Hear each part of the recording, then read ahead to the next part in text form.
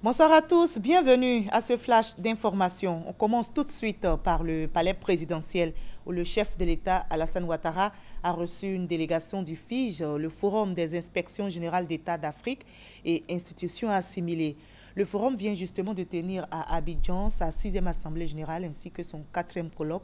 Les travaux achevés, les inspecteurs généraux d'Afrique sont venus remettre au président ivoirien les conclusions de leurs réflexions. Il en ressort leur engagement à promouvoir davantage la bonne gouvernance pour le développement de l'Afrique.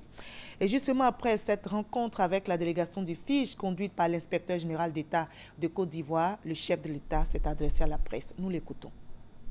Je souhaite d'ailleurs que les uns et les autres aillent sur notre site, vous inspecteurs d'État, contrôleurs d'État, sur le site de la présidence pour voir le projet de constitution. Je pense que vous verrez notre souci de tout faire pour nous accrocher à la bonne gouvernance.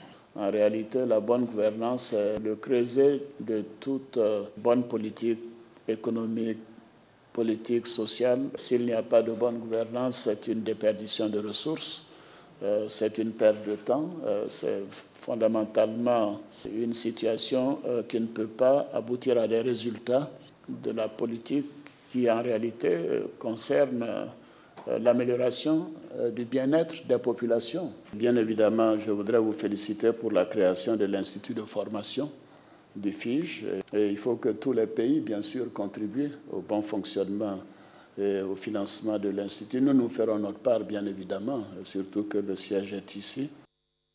Voilà, c'était l'intervention plutôt du président de la République lors de cette rencontre avec la délégation du FIGE, entendez le Forum des inspections générales d'État d'Afrique et institutions assimilées. La capitale économique ivoirienne abrite une autre rencontre depuis ce matin. C'est le Forum international sur les réformes institutionnelles et la modernisation de l'État.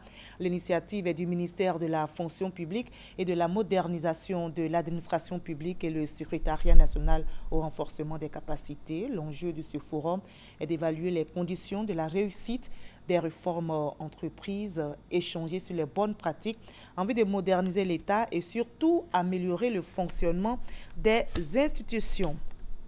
La lutte contre le paludisme s'accentue en Côte d'Ivoire. Le programme national de lutte contre le paludisme, soutenu par le ministère de la Santé et de l'Hygiène publique, a trouvé sa stratégie: détruire tous les nids de moustiques, appelés encore gîtes lavaires. L'opération va démarrer bientôt dans les communes de Port-Boué, de Koumassi, de Makori et de Trècheville. Mais comment identifier les gîtes lavaires? Comment va se dérouler au juste cette campagne de lutte contre le paludisme? Nous aurons les éléments de réponse dans l'édition de 20h. Et dans cette édition de 20h également, nous aurons un dossier. Il portera sur les préscolaires. Nous nous interrogerons sur leurs utilités. Pourquoi les parents d'élèves contractent-ils ces prêts? Quelle est la procédure et quelles sont les conditions de remboursement? Éléments de réponse également à 20h. La France et l'Irak organisent aujourd'hui à Paris une réunion ministérielle avec une vingtaine de pays pour préparer l'avenir politique de Mossoul après l'offensive lancée par la coalition internationale pour chasser les djihadistes de l'État islamique.